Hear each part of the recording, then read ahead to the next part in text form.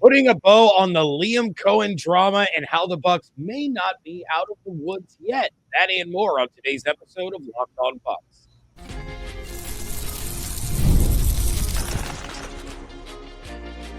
You are Locked On Buccaneers, your daily Tampa Bay Buccaneers podcast. Part of the Locked On Podcast Network, your team every day.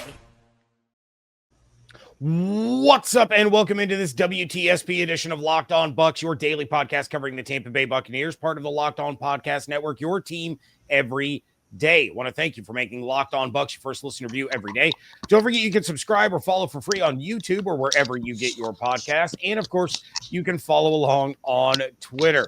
I am James Yarcho at JYarcho_Bucs. He is Evan Klosky at eKlosky WTS. My apologies for adjusting the camera there. I was a little slanted. It looked like I was like sitting sideways. Well, I mean, Bucs fans have been on tilt, so it's fitting. That's why James gets paid the big bucks. All right, we are your credentialed members of the media covering the Tampa Bay Buccaneers. Of course, you can check out everything that Evan is doing on 10 Tampa Bay and at 10tampabay.com. And you can find the show every Monday through Friday along with the everydayers. For that, I want to share our appreciation for your continued support of the show. One of the ways you can support the show is become a Locked On Bucs insider. You're going to get news, rumors, updates, general thoughts, one-on-one conversations with Mwa.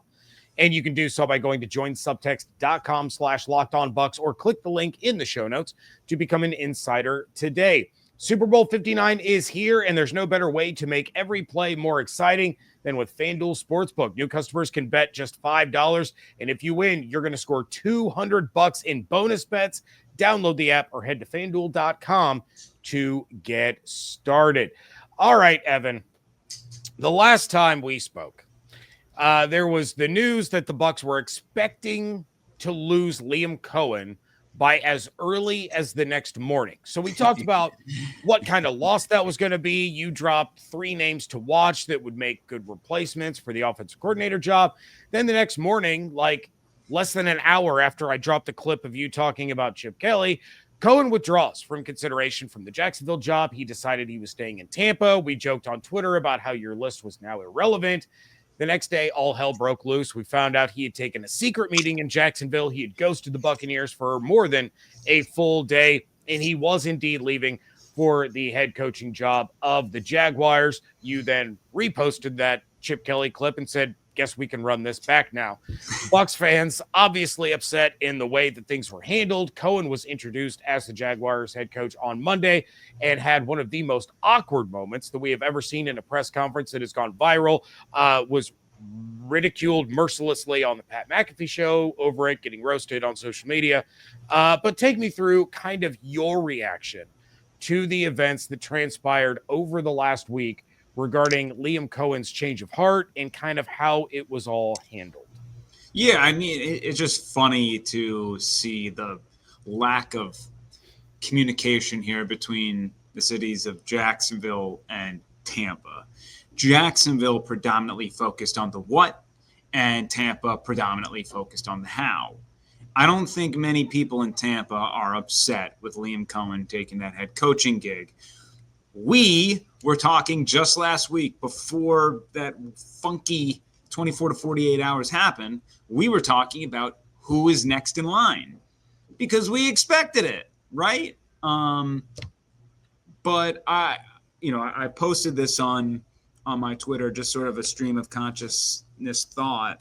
And it's certainly when Adam Schefter, who's been around the block, arguably the greatest insider of all time in NFL circles, when he's been doing this for 25 years and says that he hasn't felt venom like this before, that should raise eyebrows. Obviously, those in the Buccaneers building were pissed, significantly pissed. And in saying that, it's hard to imagine that Liam Coen handled it the right way when that sort of reaction is happening. You know, I'm sure that the Bucs would have loved an opportunity to talk with Liam throughout that exchange of like, hey, you know, what more can we offer you? the head coach in waiting sort of deal, maybe more money. Who knows what could have been their counter. But they never were even given the opportunity to get the time of day to even counter on whatever Jacksonville was doing. And these aren't my words, but also Diana Rossini, also extremely reputable and very much on the inside with a lot of these circles, and this isn't just specific to the Jacksonville situation. There were a lot of NFL organizations who kind of had these sort of vibes entering the coaching cycle, but it did reek of desperation from the Jaguars' perspective that in a matter of, Liam Coen says, hey, I'm turning you down. The Jaguars felt so embarrassed by that. They weren't embarrassed by the fact that they kept Trent Baalke for 3 weeks and everyone made fun of them. But it came down to Liam Coen turning them down where, credit to Shad Khan. He put the full court press on and got his guy. Now, it seems a little bit on paper, it seems a little bit ridiculous to have a man who has called plays 1 year in the NFL. Some people float out the year that he was with the Rams. He wasn't calling those plays. So it wasn't a great year in LA. I don't really put that on Liam. But, as amazing as it was, it seems a little ridiculous to hand the keys over to the car in such an extraordinary fashion. McVay never got that opportunity. Ben Johnson didn't get that opportunity.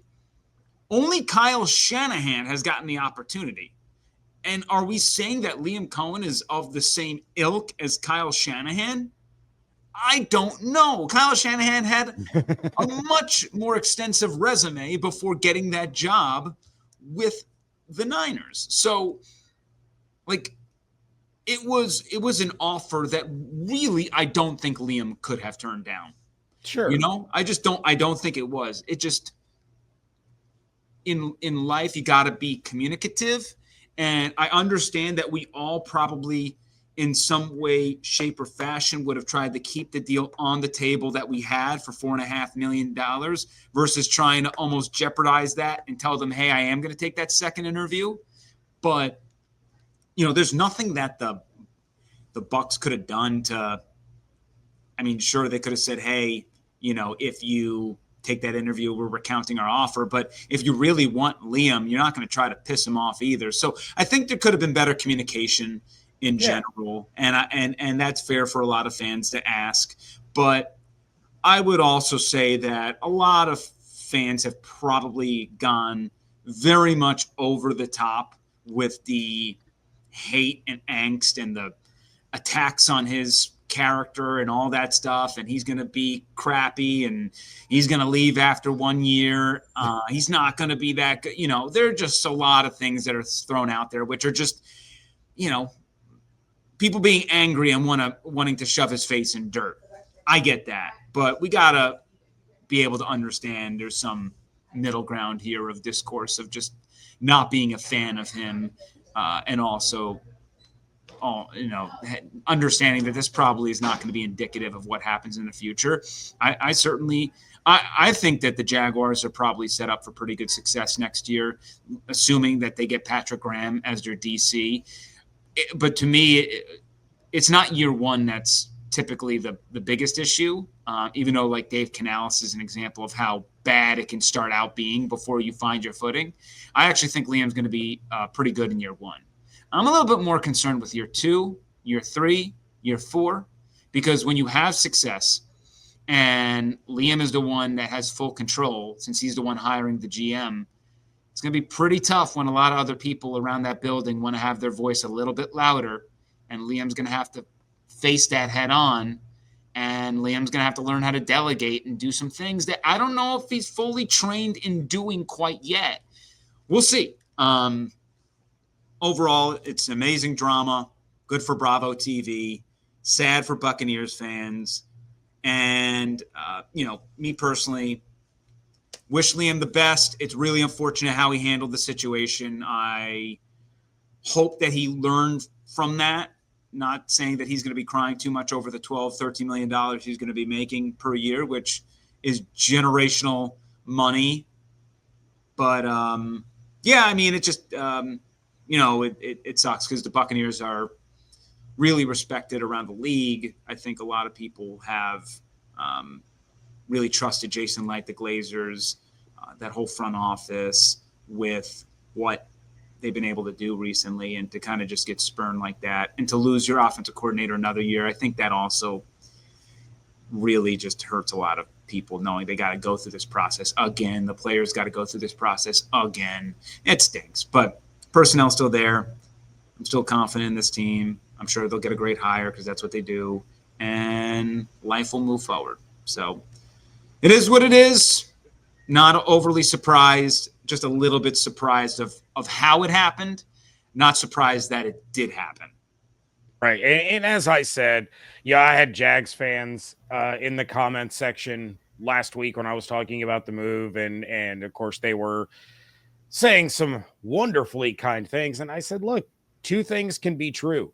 Jags fans can be excited about their head coach, as they should be, because of what we've seen him do last year.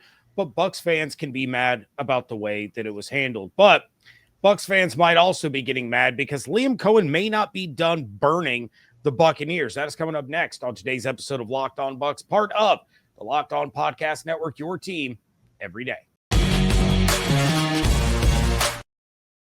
Super Bowl 59 is here. One game, two teams, endless possibilities, and there's no better way to make every play more exciting than with FanDuel Sportsbook. Whether it's predicting the first touchdown, calling the MVP, or even betting on the coin toss, FanDuel makes it easy to get in on the action. With live betting all game long, you can adjust your bets as the game unfolds and feel the thrill from the kickoff to the final whistle. The live betting feature lets you stay involved no matter what happens on the field, and the app is super easy to navigate. Plus, knowing that you can place a $5 bet and potentially win $200 in bonus bets for the Super Bowl, that's the icing on the cake. The Chiefs are 1.5-point favorites with an over-under of 49.5.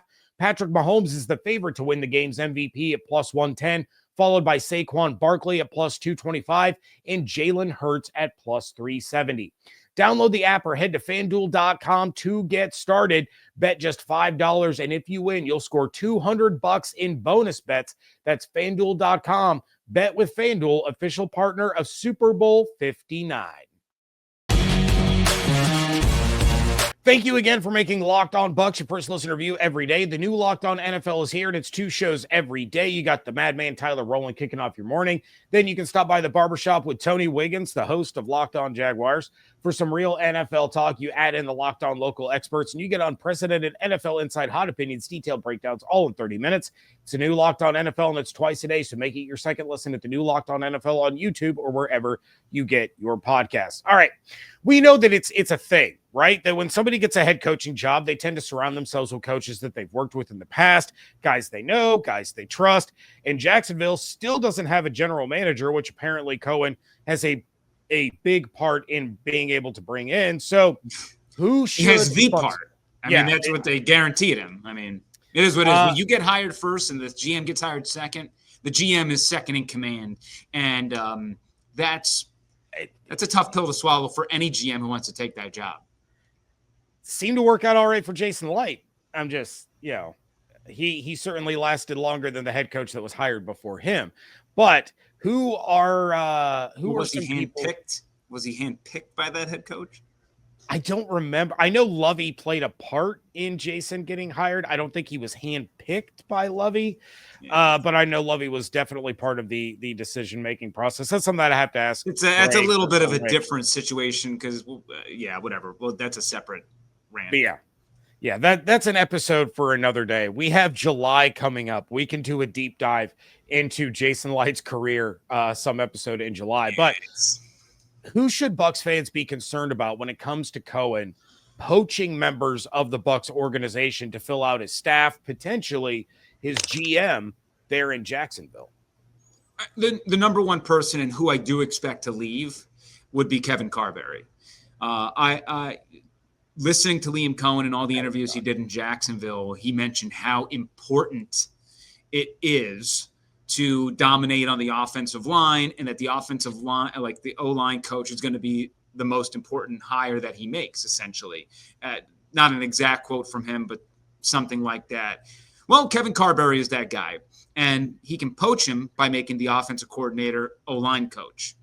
And in doing so, that's probably going to be the only guy he poaches, because at that point, the Buccaneers can block anybody, and they can even promote Ben Picucci to the O-line coach and promote him as well. So it's not like Liam Coen can come into town, unless the Bucs don't want Picucci, and then they can let him go. And that would be, I wouldn't say that'd be a poaching, that would be a letting go. So there's really only one option for Liam to poach, and that's going to be Carberry, I think. If I had to make a bet today, that would be my bet.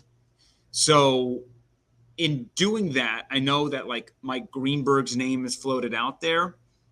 I don't think Mike Greenberg is going to sign up for an opportunity where he's going from being now, with Spytek out, the number 2, to being the number 2 in Jacksonville. Because Jason Light can just move into a president status, and they can give Greeny a raise and the title of general manager if they wanted to. And again, I don't know if Greenberg's going to want to be in a structure where, I guess Liam handles the football duties and he handles the cap stuff and does the GMs. It's a weird power dynamic. It is. Like Greeny waited, all these years to get into a situation where he's answering to Liam Coen, essentially. That's nothing against Liam. It's more so to do with like, I just don't think that's the way that Greeny drew it up. And that again, that's anybody, like anybody's number 2. If he was going to take a job, I think he wants to be the GM and hire his staff and do all that. And just, to enter it and just say, like, I got to go double check with Liam on some of these moves. It's a slippery slope. I personally, I don't love that dynamic unless there is a really good relationship there.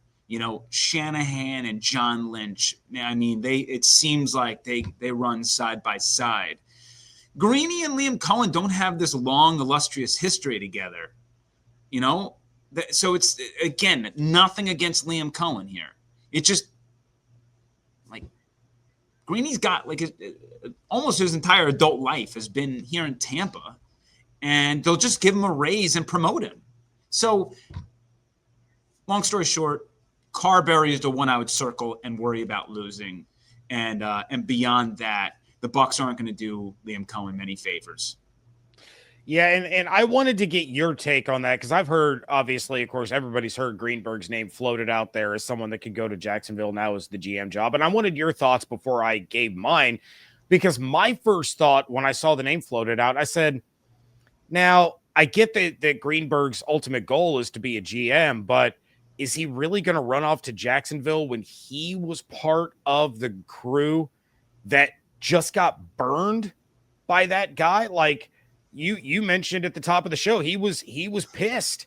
That entire front office was pissed that during that saga, and it's like he was part of that. He just got burned by that dude, and then as you mentioned, that power dynamic where essentially the head coach is hiring the GM, and so you're not really a full-fledged GM. I don't know. It always just seemed like a weird match for me, especially when, Greenberg, if you really read the Albert Breer story, or I can't remember who wrote the one for ESPN. I know Jenna Lane was part of it, and then somebody else co-wrote it, kind of the timeline and how everything went down. It's here's the thing. Again, that's a very emotional way of thinking about it. If he thought this was a great way to advance his career and get a significant raise for his family, he would do it. Now, I've talked with a lot of people that I trust. I don't think Liam Coen turned down that Jags job the first time around because Balky was a part of the process, and I think he was a part of the problem in general. But the Jags also tried to lowball him, and Liam Coen knew his value. And Liam Coen said, if this is all you're going to give me, I'm going back to Tampa. Because, I understand people are like, this guy's a liar, whatever, so on and so forth. Genuinely, it's one of those situations where I don't have to take this job. You're going to have to convince me to do it. And because I do love coaching those guys in Tampa. So I'll just go back there. If you don't give me what I want, I ain't bluffing. And that's what happened. He announced that he's going to go back to Tampa. That's when the Jags said, oh, crap. He really meant it. We're going to have to pony up. And they did. And they gave him a 3X raise, essentially. I wouldn't turn that down. So, again, not to relive what we did in segment 1. But with Greeny, are they really going to give him a 3X raise? No. Right. The Jags are not going to hand over their entire wallet to this. To me, and I don't know how the Jags operate, but just from an outside perspective, and I have not asked these questions to people, I just don't know if that's something they're going to are they really going to just hand over fists, just throw money? And you know what? I think the Petty Wop game, I think the Glazers would just answer whatever they do, right? You want to play this game? Greeny will give you this. I don't see money being the difference like it was with Liam. It was the money was clear. I got to take this job, and I'm getting so much power in the process. It was such a, maybe desperate, but I do credit the Jags. They wanted this guy. They got this guy, and they gave him an offer he couldn't refuse. I don't see that happening with Greenberg. I just don't. And not to mention, so that's just from a very black and white standpoint. And then the Jags have to overcome the emotional hurdles of what just happened, because Greeny is very loyal to Jason Light, to the Glazers, to that Buccaneers organization. And it would have to be such a Herculean offer for him to say, I got to take this. And I just don't think the Jags are going to step up to the plate for Greeny like they did with Liam. They loved Liam. I don't think they have any emotional attachment to Greeny. So, and that's just, I think, the truth of the matter, right? I think so. I expect Greenberg to stay, and that if they want to tango with Greeny, I expect the Bucs to do what they got to do to keep him. But with Spytek leaving, who, by the way, many Bucs fans were very, very, I don't want to say happy, but congratulatory to him about the, making it to this next step. Greeny will have more responsibility. He'll have a louder voice in the building. And, I think it's at least a coup that he gets to stay another year, because just like Spytek, after all those years, Greeny is also just a home run guy in the building. And the fact they've been able to keep him this long is crazy. All right, well, the Bucs are already hard at work on finding Cohen's replacement. That is next on today's episode of Locked On Bucs.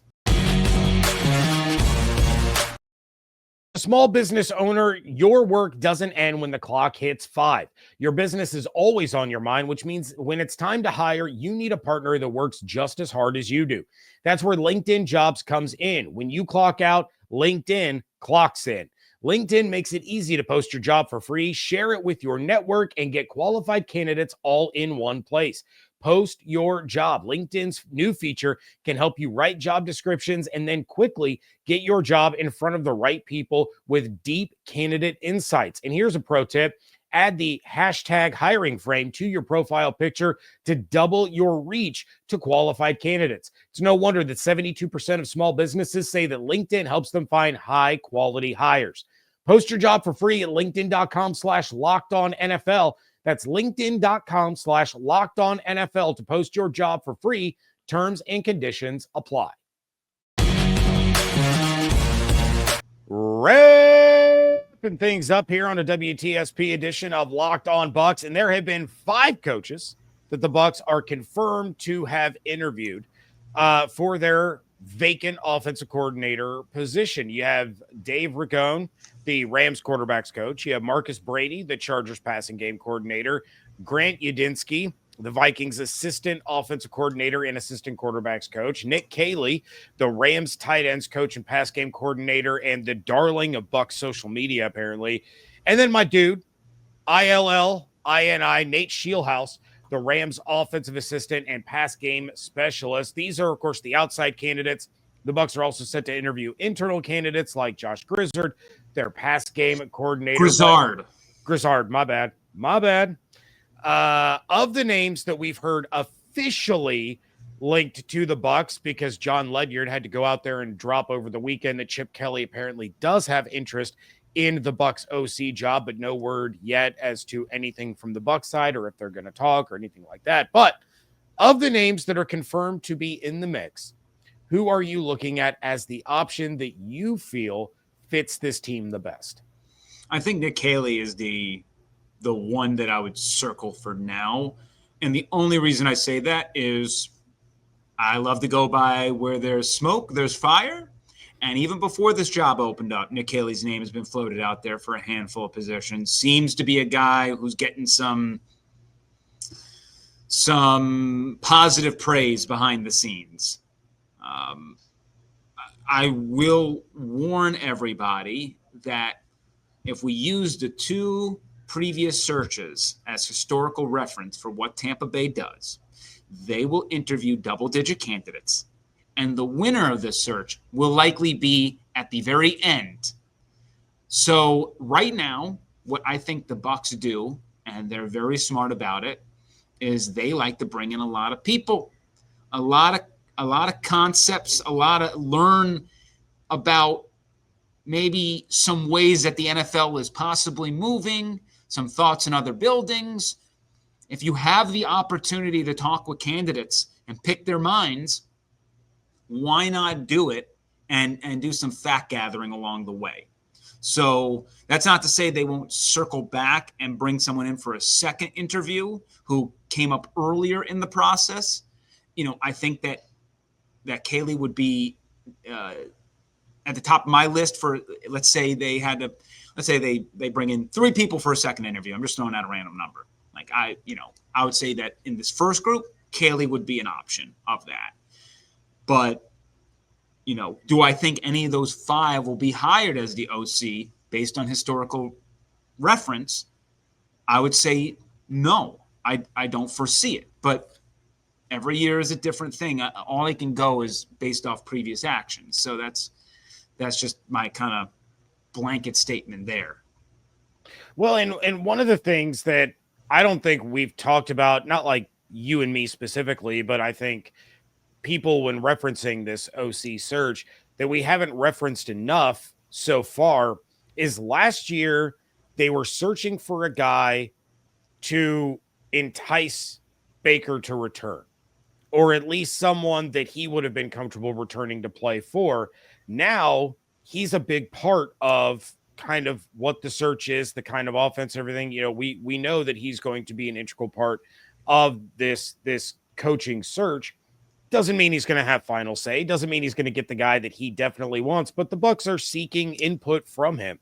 And I think the dynamic there of having input for the offensive coordinator that you're signed to play with or play for versus helping a team find an offensive coordinator when you're a pending free agent are two kind of different dynamics. Yeah, look, and players talk. I'm sure Baker knows some things about some people that pique his interest. I'm sure Baker also wants continuity. And, just judging off of last year, and as you mentioned, the dynamics there are certainly different this time around. While Baker had a nudge to someone like Liam Coen, he also said that he trusted the organization to do their due diligence and understand that they're probably going to put him in the best. They're going to have his best interest in mind, right? And so I don't think they're looking to find someone who is going to put Baker through hell in the offseason of learning something drastically different. And that will be an important part of the process, is to find someone who can be that sense of continuity.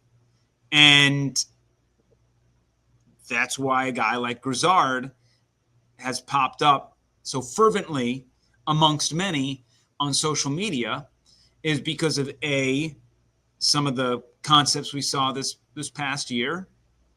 He comes from not necessarily the McVay tree, even though he comes from Liam Coen, but certainly more recently the McDaniel tree, and he would understand how to keep that playbook going.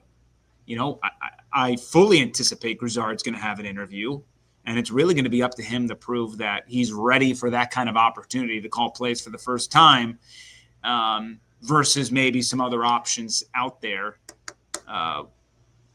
And that the same goes for Thad Lewis, who is kind of trending towards the Dave Canales treatment in short order if he gets passed up again, right? Dave got passed up and passed up and passed up in Seattle and had to eventually fly away to really get that opportunity elsewhere. And he recently had an interview in Houston for their OC position. Yep. And that certainly would be a loss. But again, like you said, if you keep getting passed up and you're not advancing at the place where you are, you're going to look for a better opportunity. And I know that all too well from my old chef career. I'm sure you know that feeling. Most of the listeners do. But let's see. How can I phrase this real quick? Any chance, you mentioned Chip Kelly, looking at the college coaches, any chance at all you think Lincoln Riley comes to Tampa? I'm not entertaining any of that right now. If I haven't seen any smoke on it, and I'm not gonna legitimate smoke. I've seen people talk about it, but I haven't heard from anyone that I trust. Lincoln Riley is there now. If Lincoln Riley wants to get out of the college game and says screw this NIL stuff, would be very intrigued. But until I kind of smell that myself, I ain't gonna promote that. The one name who I think is really raw, and I don't think would be the OC hire, but a guy I would like to bring in and interview at the bare minimum, Will Stein at Oregon. Liam Coen talked about him a lot. They're really good friends. I wouldn't be surprised if Liam tried to bring in Will Stein as his QB coach out in Jacksonville. But he's a guy that he name dropped a couple of times. I want to bring him in. I want to maybe get some thoughts from him, where he sees the game going, how he attacks certain things. And I don't know if he's necessarily ready for the NFL level, considering he's very young and hasn't called plays at the NFL level, hasn't been on staff at the NFL level. I think that you need to kind of know how the NFL works before you jump right in it, or, certainly have some longer tenure. But fun fact about Will Stein is he coached at Baker Mayfield's high school alma mater. That's kind of where he built up his career, went from Lake Travis to UTSA, Oregon. And he's one of those rising stars in the, at least collegiately speaking, but we know kind of those sides now mesh together. So that's just an outside the box, off the wall name that I want to throw out there, a guy that I believe in long-term, Will Stein. All right. Well, let everybody know what's going on over on 10 Tampa Bay and at 10tampabay.com. Yeah, this week we got the Pro Bowl coming up. We expect the Buccaneers to have their practice, whatever you want to call it, for the Pro Bowl games on Saturday. So we're hopeful that we can at least talk to guys like Baker, who just got announced to the Pro Bowl, Mike, Tristan, Thad. There are a lot of guys who we would love to hear their opinions on the matter. So stick with us. If they are speaking, we will be in there. We will be in Orlando to get those sound bites and to hear from them. So just stick with us on 10tampabay.com, 10 Tampa Bay Plus. Respond to me at eCloskey WTSP. A lot of action on there considering the Liam Coen drama. My entire timeline is flooded with a bunch of Jacksonville news now.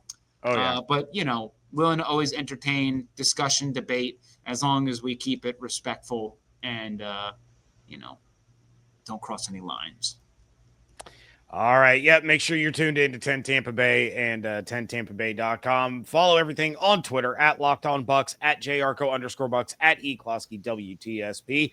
Become a Locked On Bucs insider. Go to joinsubtext.com/LockedOnBucs or click the link in the show notes. And of course, make sure that you are following on YouTube with those notifications turned on, as well as wherever you get your podcasts. Hope you all have an absolutely outstanding day. Stay safe, stay healthy, fire the cannons. Want to thank you so much for joining us right here on Locked On Bucs, part of the Locked On Podcast Network, your team every day.